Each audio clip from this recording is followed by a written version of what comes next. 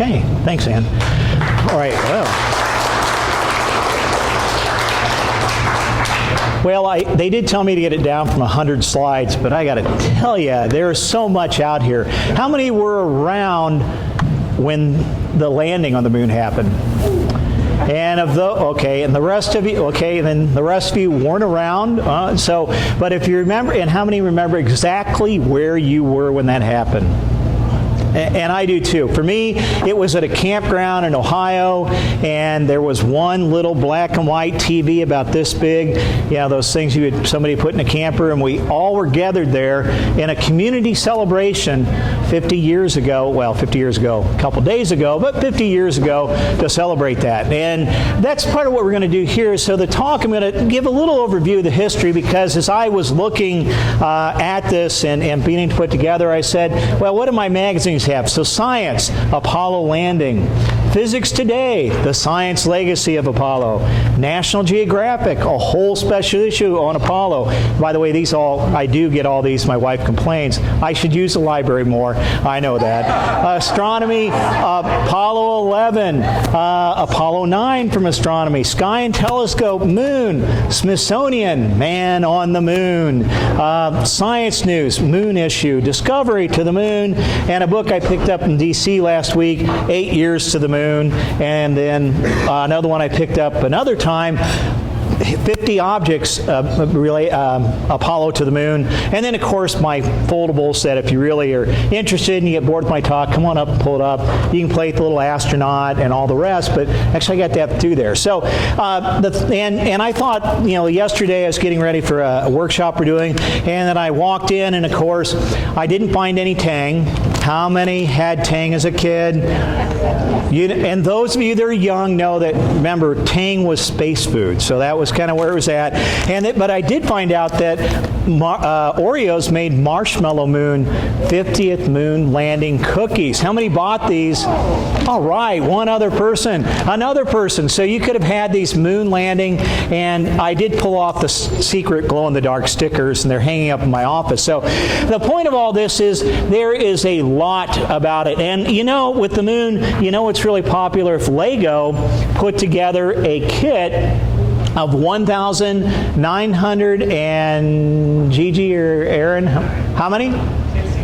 1,969 pieces of Lego that I will try not to put down, but if you put it together, you can have the whole Saturn V, which tells you it's good. Well, let me talk some more then, coming in about the Apollo, the 50th mission, but I also want to talk about the future. And so let's move on here. We'll come back a little bit. So, the idea of going to the moon is actually an older idea. Even Kepler, if you look back, had dreamed about it. And this was Mills' A Trip is a French thing, French movie, or actually one of the earliest movies were made, about sending somebody to the moon. And it's interesting is that even though this looks kind of hokey where they sent it, and if you remember watching this movie, they shot it out of a cannon, it went into the moon's eye, and he blinked. Anybody else remember seeing this movie?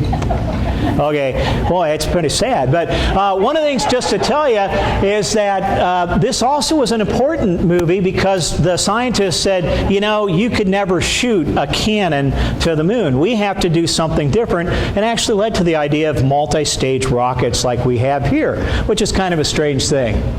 And the other part, for those that I wasn't around in 57, and those of you who were, we won't ask you to share that, but you know who you are if you were around in 57, and you may remember having the Sputnik and going out. If you watch the movie Rocket Boys, this is an important part. But we went from October 1 of 1957 to July 16th of 1969. We went from just getting something around the Earth to something that landed and returned to the moon in only 4,306 days. That is an amazing feat to happen in that short time span that you would have in that roughly 12-year time span, 12-year time span that we went from orbit to landing on the moon, which says a lot about where we were technologically and all the rest. So I think it's an impressive thing to consider. And so, with the reality of getting to the moon, remember that part of the moon, and for those that may remember the 60s, and those of you who don't because you were doing things in the 60s you don't want to talk about, or the 70s, you know, whatever generation you were, is that the Soviets actually had the first landing on the moon. Not of people, but they did a hard landing. Hard landing means crash lands, but that's okay. It still works and counts. And they also had a view of the far side of the moon, and with 1959 technology, there was the first picture we have of the far side of the moon. The side that we can't see, but that's really was a great picture. And of course, soft landing in an orbiter in '66. And for those that do remember, is that John F. Kennedy, and there are several quotes, and you probably have seen them on TV multiple times in the last few weeks, but it did present a challenge to us. And if you remember, this was we were in the Cold War, and in many ways, people talk about the moon landing as a proxy war. You know, except in this case, it's who gets to the moon first and gets to claim it. And if you start thinking about it, it really was, because you had 400,000 people that went into building this whole launch system, building the lander, doing all the controls, all the device, 400,000 people. And it was, I think, about 3-4% of the whole national budget at that time to do this, because it was a war. We were out to be first in space. We were out to be first there. But out of that, though, and you can see we should commit ourselves to achieving this goal of landing a moon and returning him safely. And of course, we went there, as paraphrasing, went there because it's hard, and it's a hard thing to do. But it was a great time for us in the country, and eventually the world unifying together. And I can't say that this project wasn't without controversy. Just like any project that's federally funded, there are people who are saying don't spend money on it. There are people who were, and it wasn't until the landing that everybody said that was a great thing to do that came up. But we spent a lot of money, and 400,000 people is a lot. Now, when we talk about the moon mission, there were 2 steps to it. There was first to design a spacecraft to get to the moon and back, and the other was to train humans to safely travel there. And it was a great adventure and a great challenge to do. And this is a nice graphic, though it doesn't all fit very well, but this gives you a timeline in history starting back here in the 58, 59 era, all the way on up to about 69 as far as this goes, all the way here. But when we say we went to the moon, understand we didn't just say, let's build a big rocket, somebody up, and go to it. We did a lot of pre-things, because one of the concerns that was here is that nobody knew what the surface of the moon like. So when the Soviets, Russians now, but for those that don't know their history, you know, we've changed countries. But when they landed, the concern was that something would land on the moon, it was just going to sink.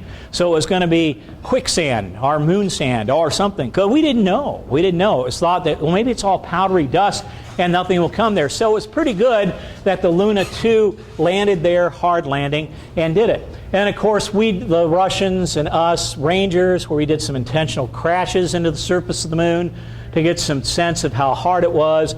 And of course, all the way over here to the surveyors, where we did a controlled landing on the moon. All of this was part of the unmanned mission to show that we could get to the moon. And if you think about it, that's an impressive technology. And people always talk about, well, you know, your watch on your wrist has more computing power than the computers it used. Well, that's probably true, and it was not quite as automated. But the techniques, we still kind of use them, but this was a test, and we were able to accomplish it. So this is a nice picture that shows it up. And so what were the unmanned pieces? Well, for those that probably don't remember, we had the Rangers, 3 of 9 successfully, and it was a very simple mission: fly to the moon and crash into it. That's a good mission. How many would be happy with that? Just think about those children you send out to drive. Okay, go out, we're going to let you drive. You crash it, okay, that's all right, don't worry. And my child who's here, don't do that, okay? Don't do that. That comes up. But it was a good thing to try to see it can do. And then orbiters, because we had to get pictures. Now you got to remember, we can see things through the telescope, but we can't see up close. And so we had to get orbiting and get imagery, because we had to find out what's it look like to land on the moon. Because it's not just getting there, it's getting there, getting down, getting back, and being safe as it comes up. And so we were able to get that. And finally, the surveyors, which were actually soft landed, and I think it was Apollo 12, 13, 14, I think it's about Apollo 12, I think. But one of the Apollos that landed actually went and took a nice picture of one of the surveyors on the moon because they landed near that site. So an impressive process of how we got there. And of course, those that remember some of this, we did start with our mission of how to get humans there. Mercury, 6 launches, and John Glenn being the first guy. I'm from Ohio originally, so I think it's great. John Glenn and Neil Armstrong, both Ohioans. I want you to know that. Nothing against my wife, who's Kansan for 7 generations. Oh, she's not here, right? Oh, shoot. All right. Well, anyway, I may be going to the moon before the night's over myself, so we'll go on. So we did these 6 launches, and all of those were to do just like, can we get somebody to orbit? Great. We've got them in orbit. How long? Can we keep a person alive? Understand these were test pilots, and was death always at the door? Yeah, just outside the tin can you were in. And Mercury really was more of a tin can.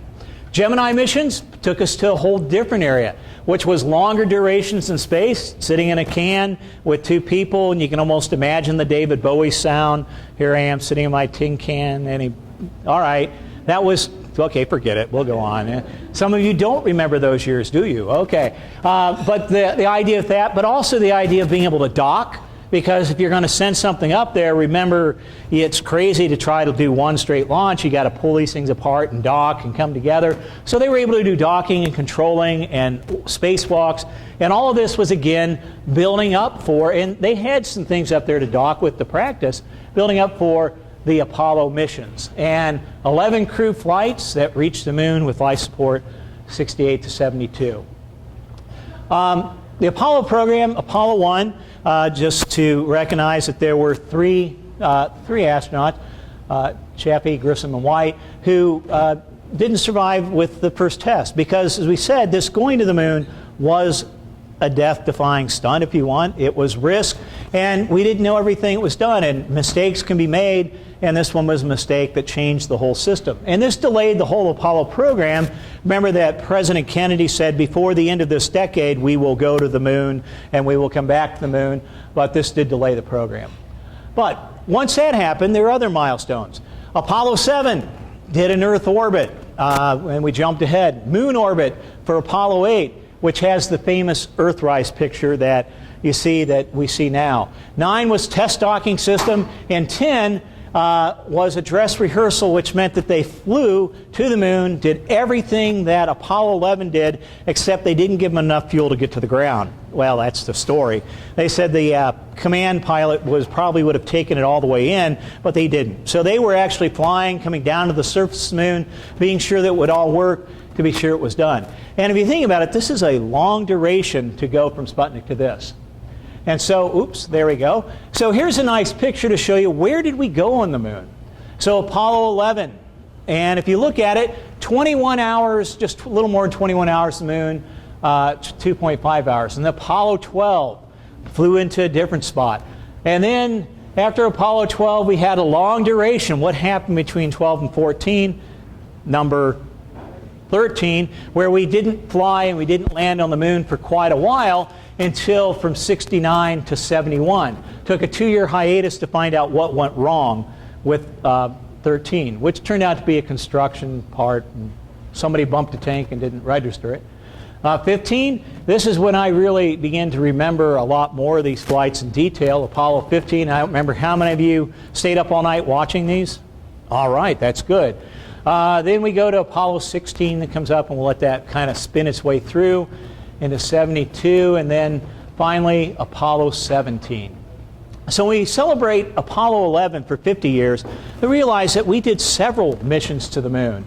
And Apollo 17 being the last one. What made Apollo 17 unique and different is that one of the crew was truly a geologist, was a scientist. All the other were more military background, pilots, test pilots, whereas in 17 it was the first time we sent a scientist, and unfortunately the last time we went to the moon. So take that what you will.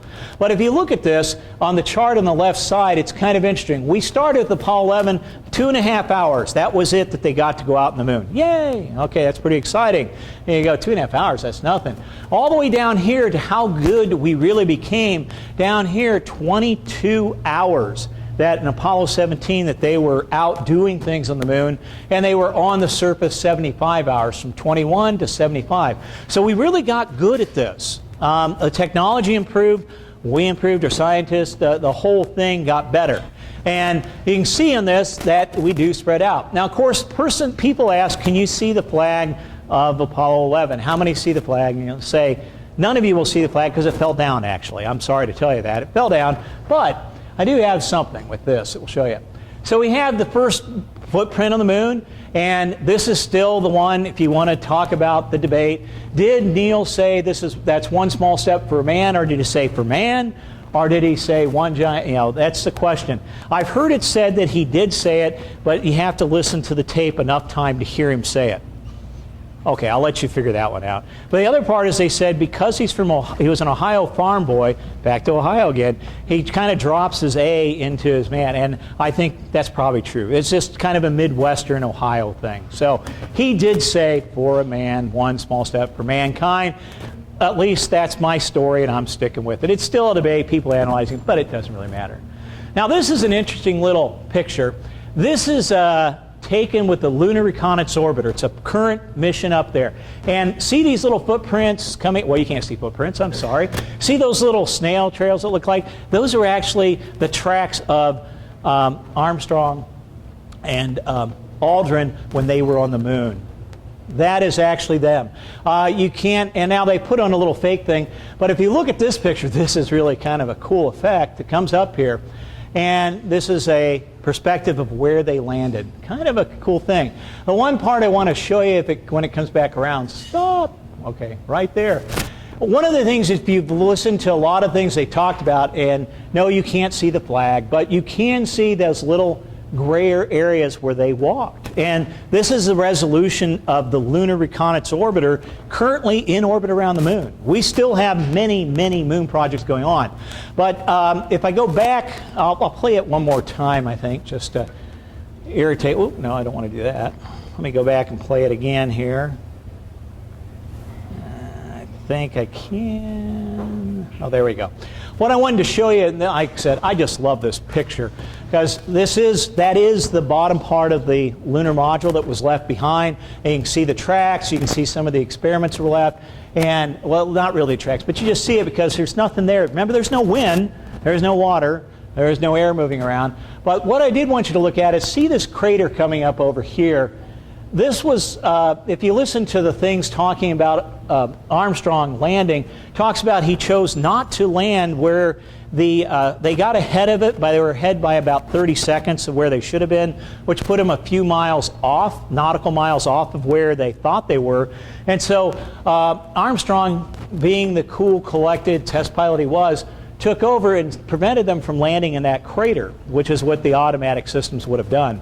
Because you look at that crater, there's a lot of rocks. So he landed there because he didn't want to land in the crater, which was a smart move, because then we wouldn't be talking about a safe launch and return. But that's really a neat picture. To give you a sense of scale, this is what they did in Apollo 11.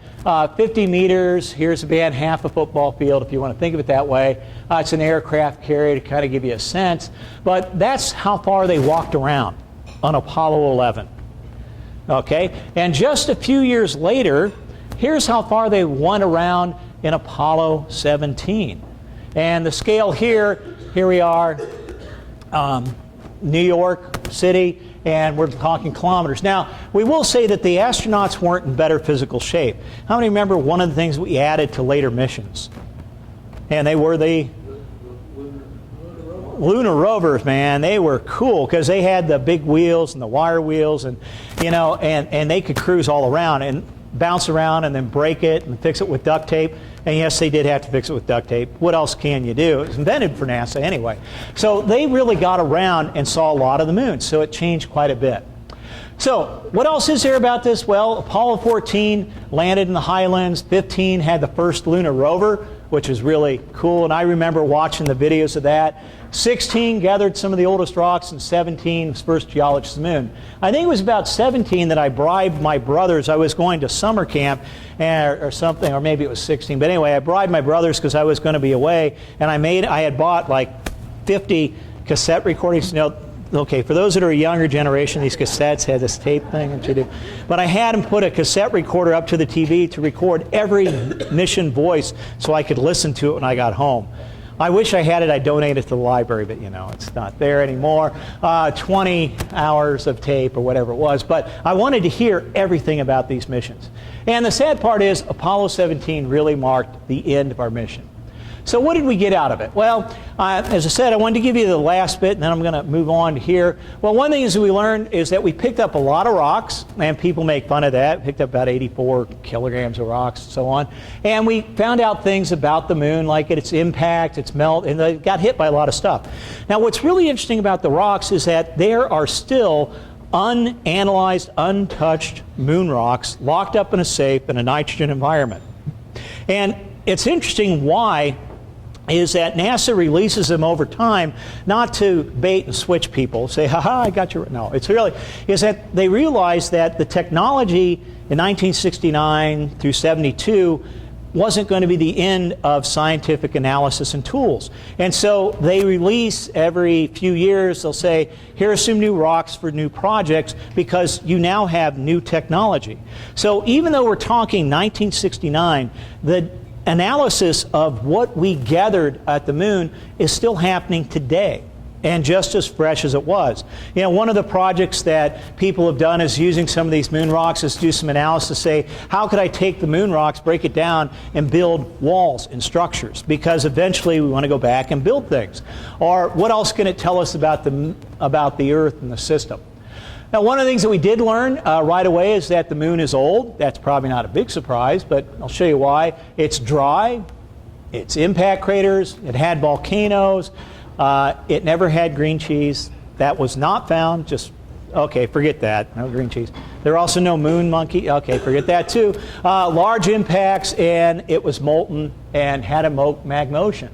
One of the important things about the moon is by looking at it, we can date the age of the solar system. One of the interesting ways that we date the solar system, as simple as it seems, is to do counts of craters and look at the particular pattern of craters. Because the lunar surface hasn't changed in any way. Mars has. We're not sure about some of the moons we have around Saturn may have, but we use it to estimate ages of the solar system. So we're still using the moon to do it. We see these pictures of the moon. We still have a problem of understanding the far side versus the near side because they are quite different and understanding that. But one of the things we do know is that it was bombarded. And this is kind of an interesting thing, is that for every impact the moon got, because the moon is much smaller than the Earth, is that we should have had 20 impacts on Earth. And so we have a chance to look and understand the Earth and getting hit by things. And that's a whole other talk. We'll talk about killer asteroids on another day. The next time we have one coming our way, it may be the last Science Cafe that we'll have, but we'll save it up. But we do know that this is there, and we can study a lot about it. We could do a whole hour or 2 hours on the moon. But one of the most interesting things, we say we go to the moon, is that we should never forget that we think we are connected to the moon. So we always say you're made of star stuff, but the early Earth, this is kind of really kind of a cool graphic here, and we'll start it, is that we think that the early Earth, when it was still somewhat molten about 4.5 billion years ago, had an impact, at least initially, of an object about the size of Mars. And this is a supercomputer simulation showing what happened. The Earth got kind of smacked up, and the Mars object got kind of smacked up and torn up as it got too close to the Earth. But that's one of the things we found, is that we believe that part of the Earth and part of the moon share material. And so when we look at the moon, we truly are part of it. And the reason we did this part doesn't form is it's getting torn apart by forces. But in just a little bit here, oh, not there, that's not it yet. There it comes. There's probably that little dot right there, is where the moon may have been about 4.6 billion years ago. Well, to let you know where we're at, Apollo itself, very exciting, very interesting, but we didn't end with Apollo. Right now, we have this mission in 1994 was a Clementine mission. It was partly funded by the Department of Defense. I don't know why. Maybe there's something there, Alien theories? No. Okay, we'll let it go. But it was a Department of Defense, but it was really to test radar more than anything else, is that it did a complete mapping of the moon. And one of the interesting things, we said that the early studies of the moon showed the moon was dry, except the Clementine mission got a radar reflected signature which indicated the possibility of ice on the southern pole of the moon. The possibility of water, at least even if it's solid, that's there. Lunar Prospector mapped surface elements. The Lunar Reconnaissance Orbiter gave us those high-resolution pictures, and it is still going. And of course, it did send an impactor to the polar region, and the polar region is going to be important here in just a little bit to look and see and to verify was there water on the moon. Because if you ever want to go to the moon, it's a long way to get to that filtration tank, and water bottles don't port well. So you want to find it where you go. We've had the Grail mission, which looked at gravity and provided a map to understand where the gravity is in the moon. Because if the missions that they had, they noticed that with the service module and the command module is that they sped up and slowed down at different points of the moon because of the concentration of materials. And so mapping that out. And then dust in the environment comes up. But the U.S. is not the only one that's been exploring the moon now. Japan did place an object on the moon, so they joined the big three, at least initially. Europe has been on smart satellites, and then here China, and this has been just a little bit ago, actually landed the first rover and got some of the best images of the far side of the moon. They landed a rover there, and it's been trucking around. India has sent some orbiters. We had a failed mission from a private firm in Japan that didn't make it, but China is of interest to everybody in the world. Not China. Yeah, China is too, but so is the moon. So that's where I wanted to go. The moon is too. And so that's where are we going next, though? I wanted to give you a little bit of history, and I said there's been a lot out there. Watch the Apollo 11 documentary. It is fantastic, and you'll get the best sense of the history here. But our mission to the moon is not done. How many have heard of the Artemis mission?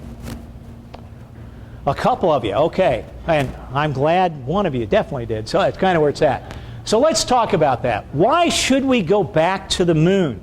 We talked about, we did it, it was part of a Cold War, and our mentality was set, we'll build it and we'll go. And just to give you some of the problems, you look at these crafts, these models that we have here, it turns out when NASA has looked at these, that many of these pieces that go, not this Lego piece so much, but anyway, the real thing is that these were handcrafted and hand tools. Every Saturn V was somewhat of a one-off. They were tuned. Somebody said, oh, we got a problem. Well, I'm going to send a machinist in. He's going to fix it up. We've got to change this, change that. And the problem is that isn't all recorded. So these are not replicable. We can't, well, Lego it is, but we can't go back and get a Saturn V off the shelf. But so that means this is part of what we do. Prove technologies, capabilities for sending humans to Mars. The moon is considered the stepping point to go to Mars. But there's a mentality difference about this, is that here we were going to the moon and that is it. We're going to get there and we're going to do our thing. The thought now is let's build a system that can be fit into many missions, and we're going to build it for a long term. Not a quick to the moon, but for the moon and beyond. U.S. pride, presence, of course, generation in STEM careers because NASA did a lot. I went into STEM career because I thought I was going to be an astronomer because of NASA. That's what I thought. Global impact and international partnerships. So deep space exploration. And here's where we're at.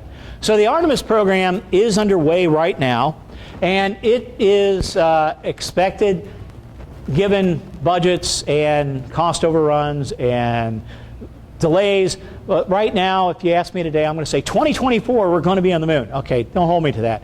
Could be 2028. And originally, NASA did say 2028, and 2024 happens to correspond to the second term of a president, which is why 2020, in case you wondered, why 2024 is there. Whether we'll make that or not, I don't know. But the work to be done has been going on for almost a decade already. So when they land there, one of the places we're going to go, remember I mentioned the polar regions are important? South Pole. South Pole because there's water there. It's a good place to go. And of course, this is a test platform to get us ready to go deeper. So one thing about this Artemis program that we have is that it's a little bit different in the fact that we don't have to build Kennedy Space Center. Check. All right, that's already built. So take that off the balance sheet. That's a little cheaper. We have something here, a whole system to do this. The other part is that we, and this is what's going on right now, is developing the Space Launch System. Now this is kind of interesting to look at. This is going to be the backbone, and this will probably be better than what Elon Musk is trying to do. Well, at least that's the thought. Although he'll claim his is more powerful, this is expected to be about 15% more thrust capability than what the Saturn V did. And the Saturn V, for a long time, there was no machine as powerful as this. Nothing that was capable of setting anything up as this. This system is, and we have done some test things. But there's some other things about this that are kind of interesting. How many recognize these type of strap-on side boosters? Yeah. And where are they from? Yeah, in fact, these are leftovers from the shuttle program. In some ways, I think it's kind of interesting as the Space Launch System is kind of a used car. Well, not quite, but you know, but you say, and it's good, you catch this, these indeed, they put an extra section in, but this is the same technology that was used to take the shuttle. And if you look at the engines, and we'll show you that, and we'll actually look at this, what does this tank look a little bit like? Everybody together? The shuttle. So it's using some of the same technology, and what's really fascinating is that these down here are shuttle engines, and they're being reused. Now, some people have said, you should have just started out from scratch. Others said, we've got some really good stuff that worked well. The shuttle program, now the side boosters are a problem, but maybe we've worked through those. We know that coming back to the Earth is always a problem with that, and the tile configuration was a very difficult, complex system, but the engines that were developed and tested for the shuttle were very good and very powerful.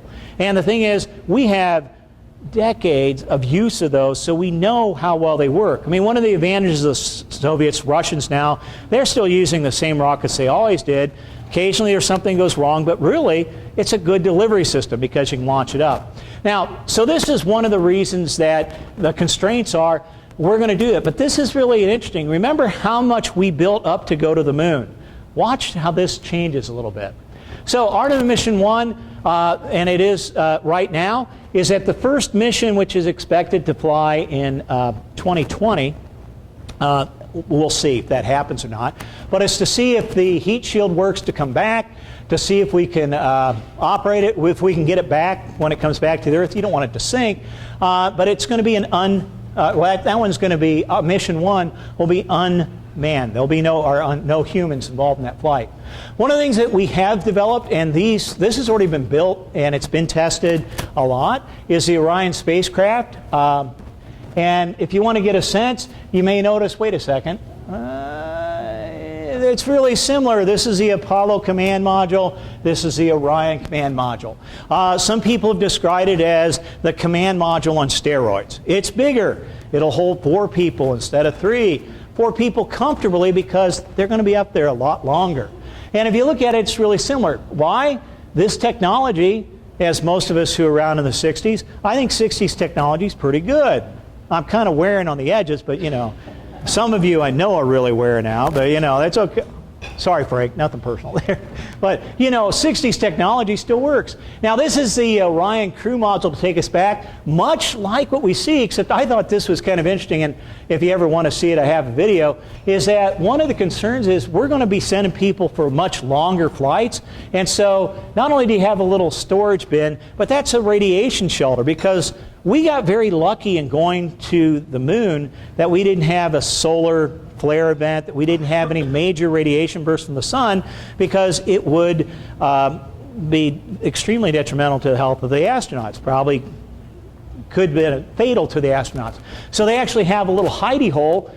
It's not quite the same as a tornado, but from the sun's perspective, it's kind of like a tornado. They have a hidey hole that they can go into and be safe from radiation, which is good because the Orion is not just to get us back to the moon, it's to get us to Mars.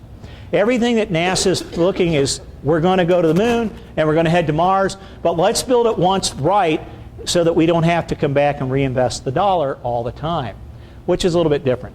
Now, well, hopefully this will play and you can hear the sound. Oh, I think you can. Can we turn that up a little bit more?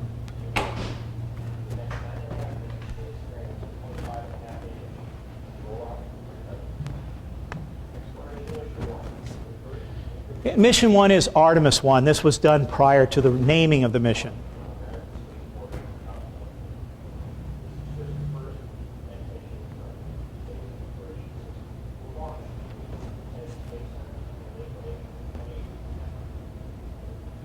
We really need Walter Cronkite here, but he's not available anymore, so, you know. Oh. Oh, it's okay. It's not great sound.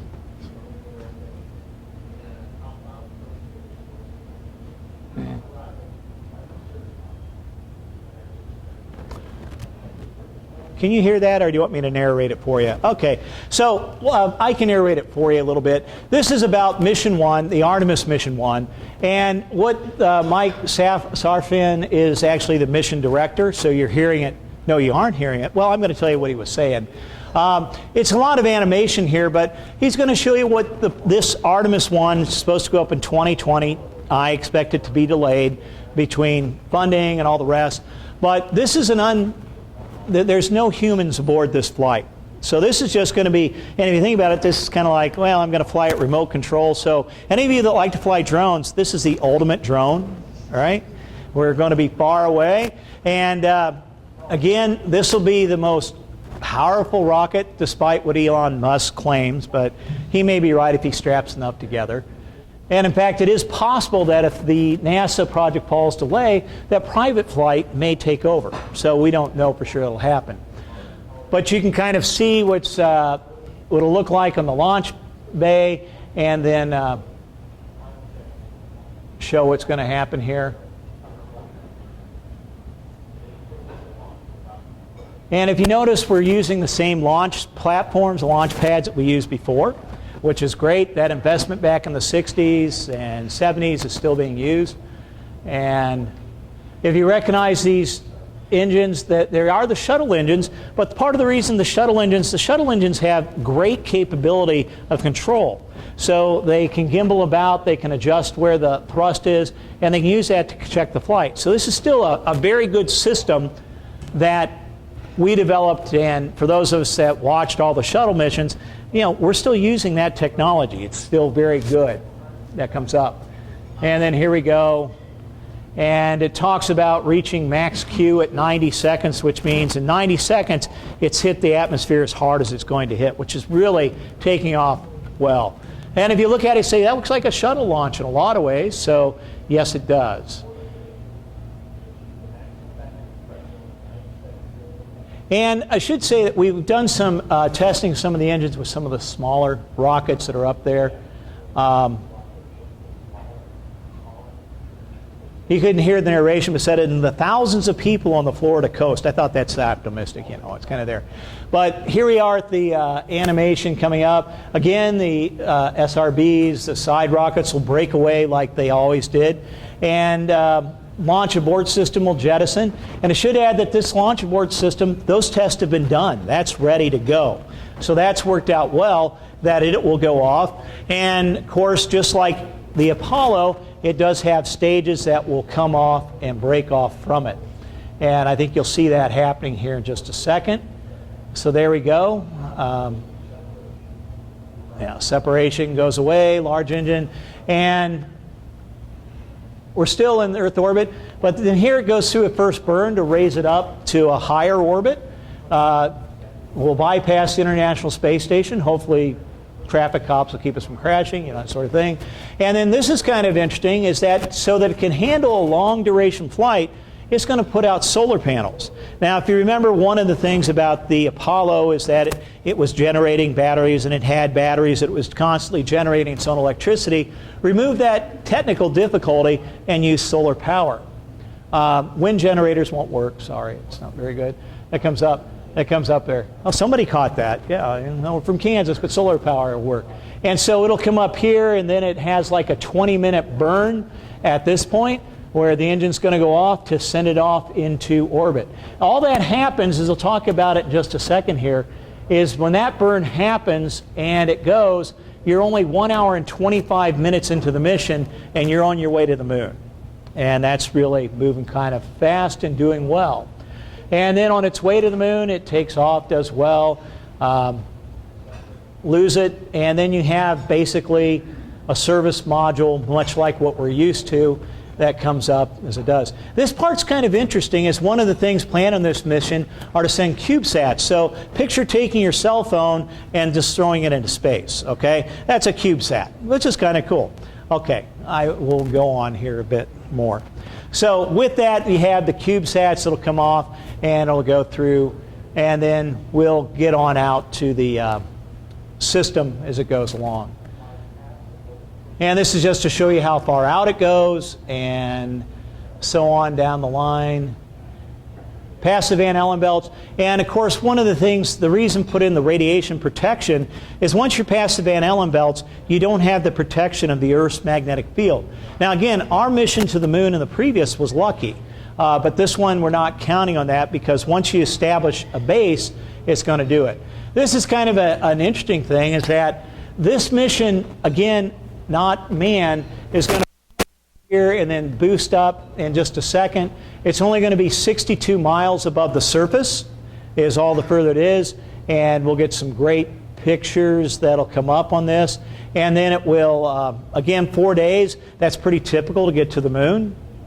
Not that any of you have driven it before, but if you ever do, it's 4 days. You know, plan the trip. But it'll go around the moon and take off and come back around as we go through. So we'll let that play itself out. And then it will do another burn. And this is kind of an interesting thing, is that this is going to send this human-capable craft, and that's the important word, will be the furthest out of any spacecraft we've sent that is human-capable.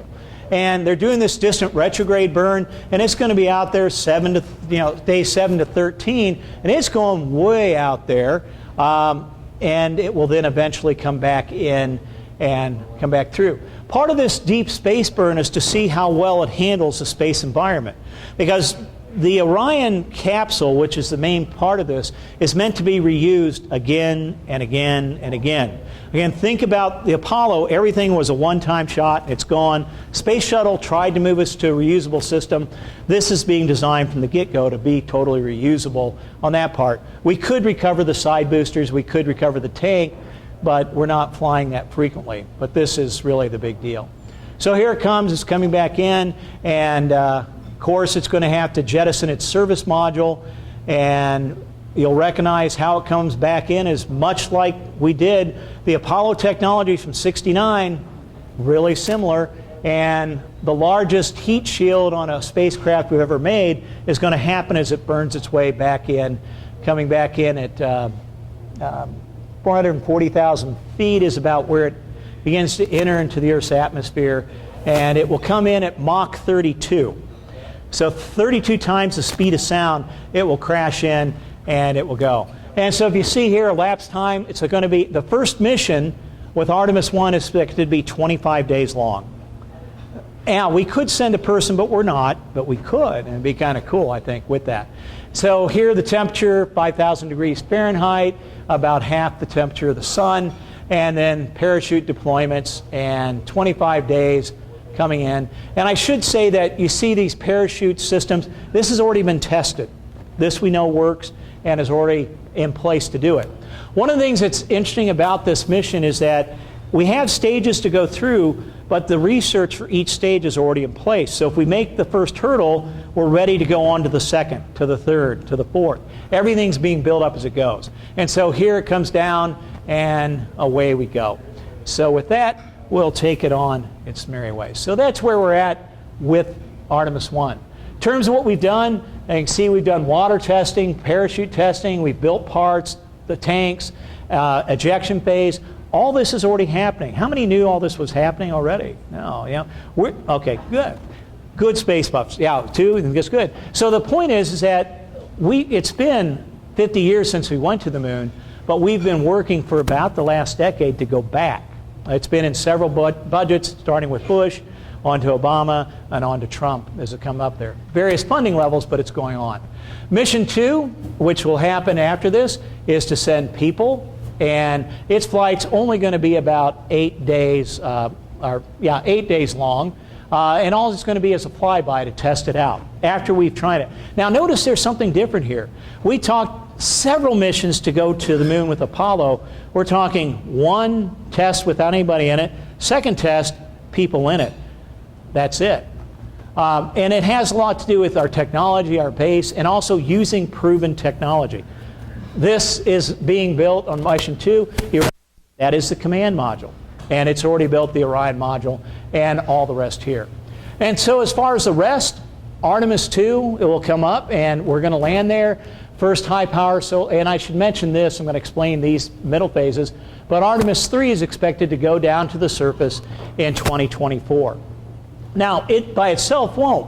One of the things that's not mentioned here a lot is that one of the, it's called the gateway.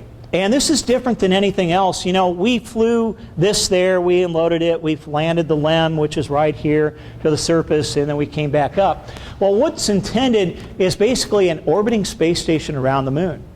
And it's called the gateway. Well, in between the flight to get here to land, we're going to fly up a power system, we're going to fly up a docking bay and a pressurized module, and we're going to build another space station in orbit around the moon. And this will make it a staging area, so this descent down and to and fro to the moon, guess what? It's going to be there all the time. It's not coming back. It's not going to get thrown away. It's coming back and forth like a shuttle. In other words, all those that read science fiction, we're trying to get to it. In terms of the landing system, it's not developed yet, despite the fact of what you read about the Martian and Watley. Nobody gets that. Andy Rear, Martian, Wally, okay, forget it. But right now in July, and I haven't seen anything come out yet about this, but this month there's supposed to be the awards about the people who are going to do the awards to go out and say, all right, we're going to award 3 contracts and let's see who comes up with the best plan. This is happening now, and that's what's going on. But all this is to lead us to Mars, where we're going. And with that, I'll leave you with this slide here. It's kind of a neat one, which I wish it played louder.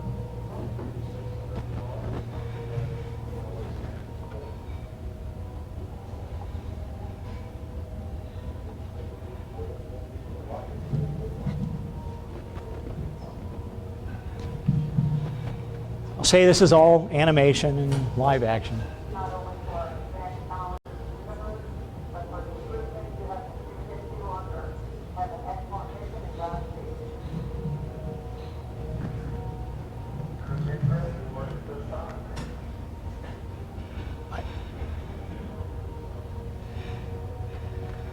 I'll bring mine up louder.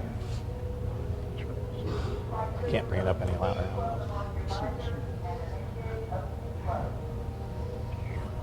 I don't know what's going on with it either. Should add the plan in 2024 is to have a man and a woman land on the South Pole. Yeah, it's not just a man, it's a man and a woman. Are you? Yeah.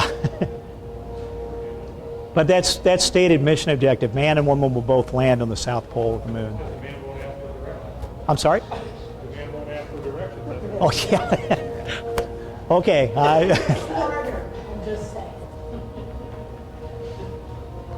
Well, if you're going to send people to Mars, you better be there. Okay. Oh. Yeah, just let it play through. Don't worry about it. I tried all that. Didn't make much difference. Maybe I need an amp. Just let it play. I'm out of time. It'll be fine. So you see the mission profile, much like NASA does great drawings and pictures. It comes up. coming around the moon, and we'll wrap it up here in just a second there. There's the idea of the Gateway, of docking with Gateway, which to me is just cool. We're going to have this thing floating there all the time that comes up. There it is. So this is where you connect, and let's see what happens from there.